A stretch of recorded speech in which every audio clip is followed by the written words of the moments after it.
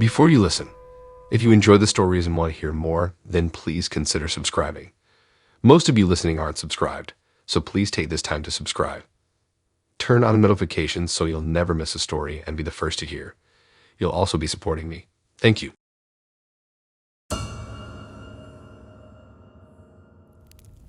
I've been needing a new work truck for my contracting business for a while now. My old Chevy Silverado had over 200,000 hard miles on it and was barely hanging on. The transmission slipped constantly, the AC only blew hot air, and the check engine light flashed daily. But every time I had it checked out of my mechanic, they never could find the underlying issue. I just kept sinking money into minor repairs that didn't solve the core problems. At only 15 miles per gallon, the beat-up Silverado guzzled gas faster than I could afford to fill it.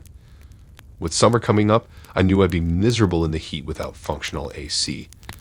But I didn't have good enough credit to qualify for a reasonable auto loan right now. My best option was to try finding a decent used truck that I could pay for upfront in cash. So I started scanning the Craigslist auto listings multiple times per day, hoping to find something suitable. The prices for even older, high-mileage trucks were out of reach for my budget. I broadened my search radius more and more. Then one night, an ad popped up for a 2008 Ford F-150 just a county over. My heart raced when I saw the price, only $8,000. In the photos, it looked clean, no major damage.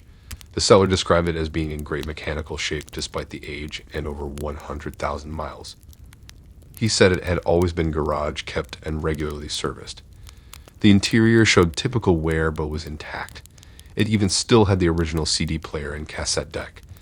This truck seemed too good to be true for the price. I was so excited to finally find something affordable that I rushed to email the seller right away. I asked if the truck truly was in as good condition as advertised, and if the price was firm. My mind was already made up that I would buy it. I was just desperate for any work vehicle at this point. All the red flags I ignored only make me shake my head now in retrospect. But sometimes life has hard lessons in store to teach you what's important. I exchanged several emails with the seller, and he seemed friendly and eager to offload it fast. He said he was the original owner, but needed better gas mileage for driving to his winter place down south. I told my wife about it, and she immediately advised caution. If the price was so low, there must be something wrong. But I brushed off her concerns. I was so desperate for a replacement work vehicle that I ignored the red flags. That weekend, I arranged to meet the seller, Hank, at the address he provided. When I arrived, an older gentleman emerged from the tidy brick house and cheerfully introduced himself. He gave me a tour of the exterior, pointing out a few small scratches and surface rust spots, but assuring me the frame and engine were solid. I took the truck for a test drive and it handled smooth with no issues accelerating or braking. The AC blew cold, stereo worked, everything seemed operational. I was thrilled. The truck would be perfect for my jobs. Hank and I signed all the paperwork. I paid in cash and drove away excitedly in my new-to-me vehicle. When I got home, I wanted to inspect it more thoroughly. That's when I discovered a sealed plastic packet stashed under the back seat floor mats. My heart dropped to my stomach. Inside was a white powdery substance that resembled illegal drugs. I sat there stunned, unsure what to do next. As a parent and law-abiding citizen, I certainly didn't want to get hauled off to jail for unknowingly buying a vehicle used for transporting narcotics. What if Hank had intentionally duped me into becoming a drug mule? Or maybe the truck was stolen and this was evidence. In a panic, I left the package tucked away and didn't sleep at all that night, worried sick about what mess I may have found myself in. At sunrise, I resolved to contact Hank and try to get answers. But of course, all his numbers were disconnected and his address had been fake. With nowhere else to turn, I reluctantly dialed the local police department's non-emergency line. They sent an officer to inspect the packet and take my statement. The substance tested positive for cocaine. Thankfully, the officer believed I was unaware of the drugs when I bought the truck from Hank. In the end, the police determined I was an innocent victim in the whole scam. The truck wasn't even stolen. They said they would keep the case open, but doubted the perpetrator would ever be caught. I was just relieved to not be in trouble myself. I ended up getting rid of the truck shortly after too anxious driving around in a former drug vehicle.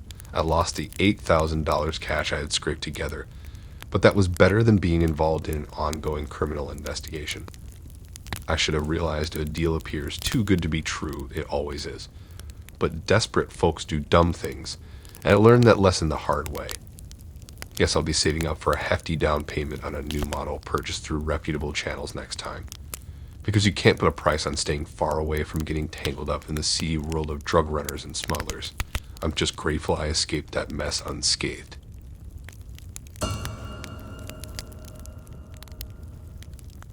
My old laptop was nearly a decade old and wheezing its last breaths.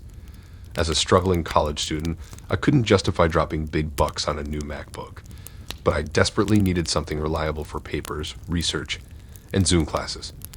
That's when I spotted a Craigslist ad for a used laptop priced at only $200. The seller was a student at a nearby university who said they'd just upgraded to the latest MacBook Pro. The photos in the ad showed a basic black Lenovo ThinkPad in mildly scuffed but intact condition. It would be more than enough for my needs, so I arranged to swing by the seller's off-campus apartment that evening to check it out. When I arrived at the student's apartment, a young woman answered the door and introduced herself as Jen. She seemed totally friendly and laid back. Inside, the apartment was cluttered in a typical college student way, with textbooks, papers, and empty cups scattered around. We chatted casually about our classes and professors while Jen showed me the ThinkPad setup on the kitchen table. She explained that she'd just purchased the latest MacBook Pro during a Cyber Monday sale and no longer needed her old laptop. I turned on the ThinkPad, and it booted up quickly to the login screen. Jen logged me in with a guest account she had created. The display was crisp and clear, a welcome change from my current laptop's worn-out screen. I checked that the keyboard, touchpad, and internal speakers all functioned normally without any issues. Jen said she had reformatted it recently, so the hard drive was fresh and clean. At only $200, the ThinkPad seemed like an incredible bargain compared to prices at retail stores. Since it was still in very good shape and Jen seemed trustworthy, I didn't bother trying to negotiate the price down further. We finalized the sale and I paid her the agreed amount in cash. Jen even included the original Lenovo charging cable and adapter. Back at my apartment, I'd brewed a fresh pot of coffee, eager to start migrating my files and settings over to my new laptop. As the ThinkPad booted up, I watched the Windows startup screens closely, making sure no odd errors popped up. Soon, I was customizing all of my preferences and uninstalling unnecessary bloatware that came preloaded. While cleaning up the hard drive space, I ejected the DVD drive tray to remove any disks still left inside. To my surprise, it wasn't the typical Windows system recovery disks. Instead, it seemed to contain a data disk with just numbered folders on it. Puzzled, but figuring it could be innocuous installed files, I decided to take a closer look. But instead of Windows installation files, the disk was filled with folders containing cryptic numbered images. Puzzled, I opened the first folder. I nearly fell out of my chair in shock. Displayed was a graphic photograph of what looked like a murder victim, their lifeless face battered and bloody. Hand shaking, I clicked through more of the horrific images. Dozens of victims, male and female, all brutalized. This was a snuff film gallery. I pushed away from the vile laptop, nausea churning my gut. What kind of monster had I purchased this from? Why would a seemingly normal college student be in possession of something so evil? Should I call the police? Would they even believe me? In a panic, I bagged up the laptop and disk and shoved it in the back of my closet. I didn't dare dig deeper or examine the other files on it. I never wanted to lay eyes on that thing again. Over the next few days, the implications sank in. The student I'd bought it from had seemed so average, not someone with access to the dark web's sickest content. Maybe they were involved in producing the torture scenes, or perhaps more innocently purchased the laptop at a thrift shop, unaware of the horrors stored on it. Regardless, the idea that I now owned an artifact with evidence of such cruelty on it filled me with dread. After a sleepless night wrestling with what to do, I finally worked up the nerve to contact the police. I decided to call a non-emergency number rather than 911, not wanting to tie up resources if this wasn't an immediate threat. The officer who answered was very understanding and assured me I did the right thing by reporting it. He said a detective would come to my apartment to document the evidence and take custody of the laptop and disk. This felt like a huge relief knowing I would no longer have to be responsible for the vile content. Later that day, a detective arrived at my door. I explained again how I had purchased the used laptop on Craigslist and discovered the disturbing images by accident. She photographed the ThinkPad DVD and contents before bagging and tagging Ella as evidence. The detective was very kind, but I could tell she was shaken by the horrific photos of brutality.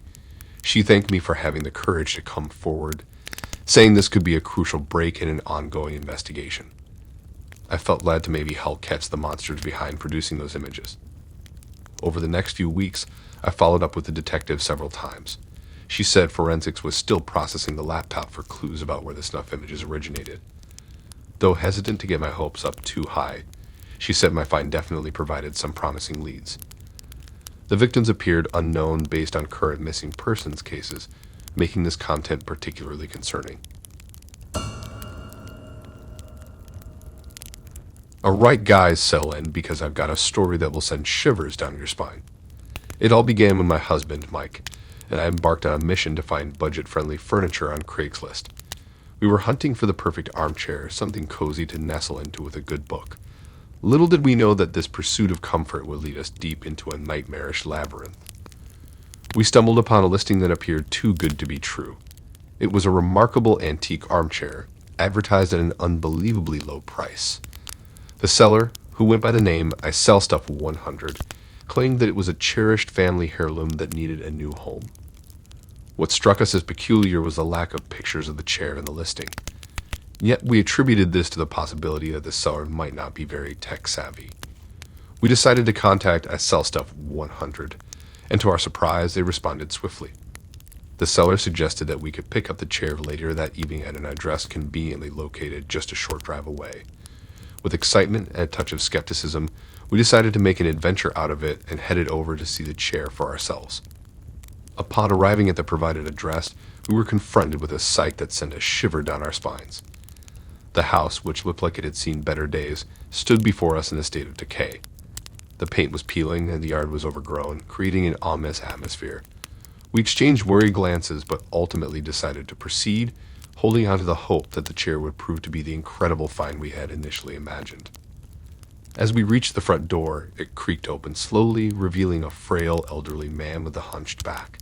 He introduced himself as Mr. McAllister, his voice trembling slightly. With a sense of unease, we followed him inside, where dimly lit corridors led us to a room filled with an eerie stillness. There, in the middle of the room, stood the chair, shrouded in a dusty sheet. It felt as though the chair had been waiting for us, and despite the unsettling surroundings, an inexplicable urge drew us closer to it. Mr. McAllister began to share the chair's history with us. He explained that it had been a treasured heirloom in his family for generations, and he was looking for a loving home to pass it on to. While his eagerness to part with it raised our suspicions, the chair itself appeared to be in excellent condition. Its intricate design and old-world charm were undeniable, and we decided to take a calculated risk. We handed over the cash to Mr. McAllister, and with his frail assistance, we carefully loaded the chair into the bed of our pickup truck. It was unexpectedly heavy, but our anticipation of cozy nights ahead gave us the strength to persevere. After thanking Mr. McAllister, we set off on our journey back home, the chair now a mysterious addition to our lives. That evening, we placed the chair in the corner of our bedroom, convinced that we had struck gold with our find. Against the pale lavender walls, it exuded a quaint and charming aura. We imagined ourselves lounging comfortably, blissfully unaware of the haunting nightmare that would soon descend upon us. However, that very night, as my head rested on the pillow, a chilling nightmare consumed me. In this horrifying dream, I was paralyzed, trapped in a world of darkness, unable to move or scream. And there, within the dimly lit room of my dream, sat an elderly man, his face grotesquely devoid of a mouth.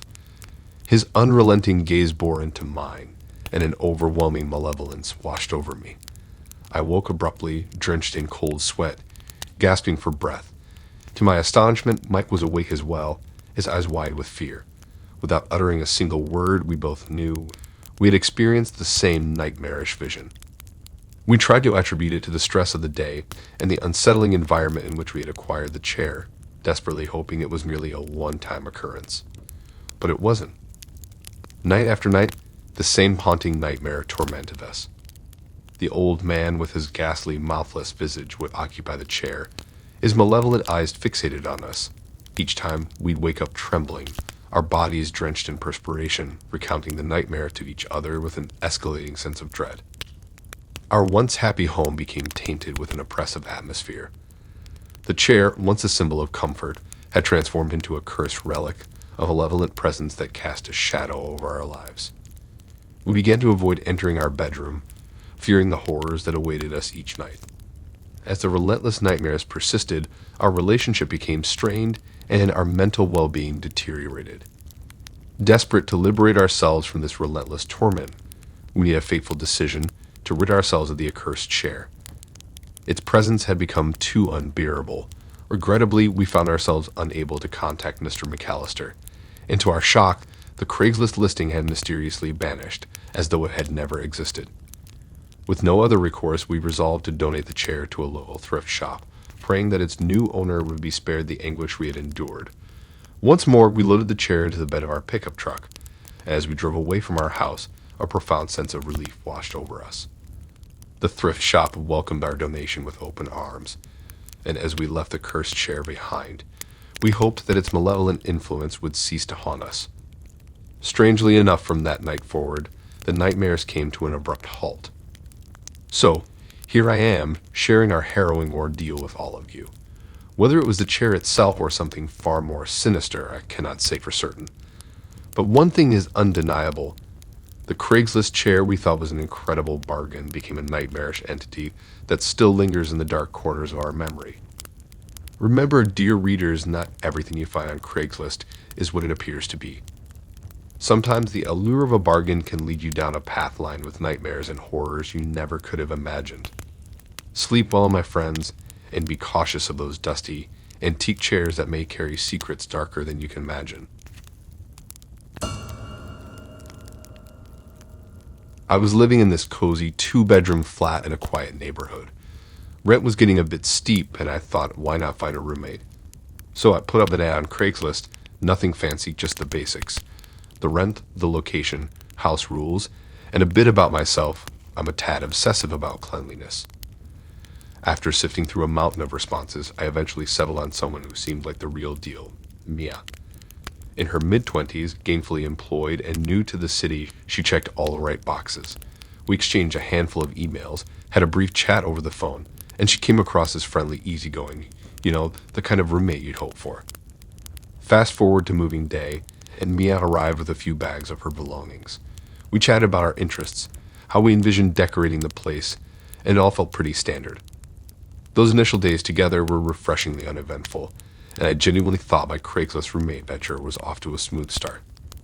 But life's never just sunshine and rainbows, is it? On the very first night that Mia spent in our apartment, things took a turn for the downright bizarre. We're talking about 3 a.m. bizarre. I was rudely jolted awake by these eerie noises drifting in from the living room.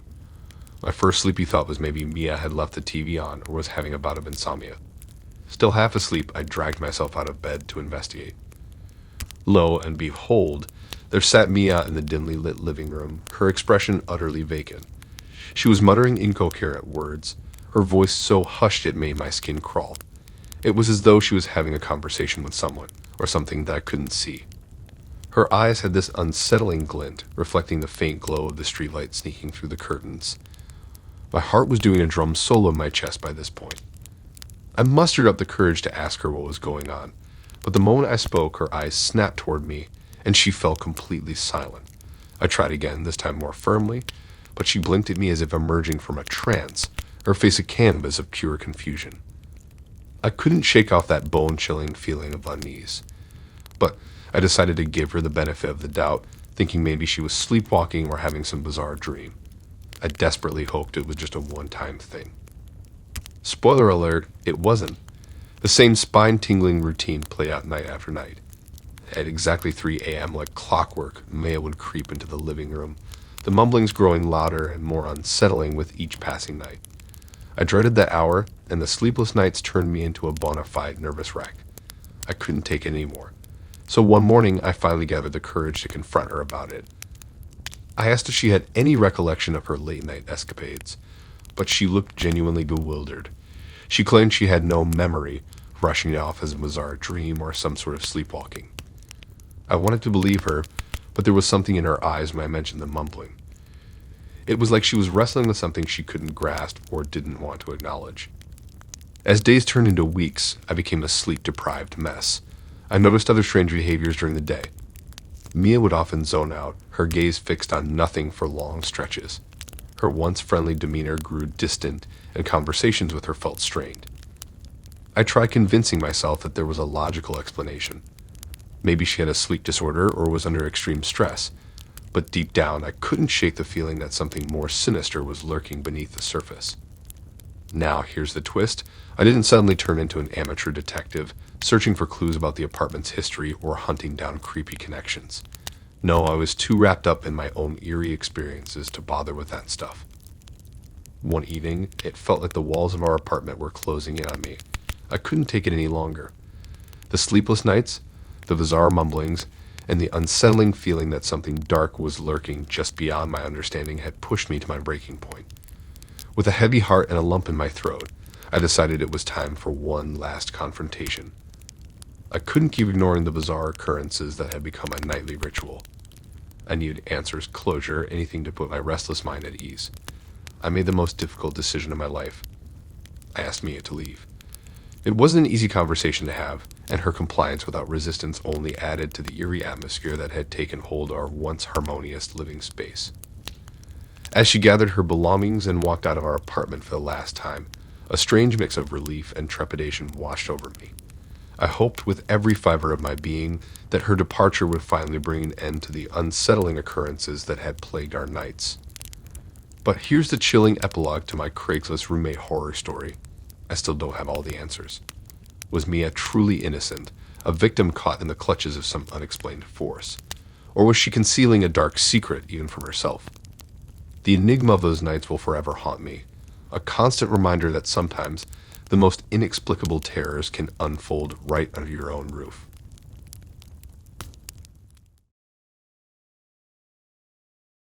Thanks for listening in. If you like these stories and want to hear more, then please subscribe and like and support this new channel. We have more stories for you to listen to.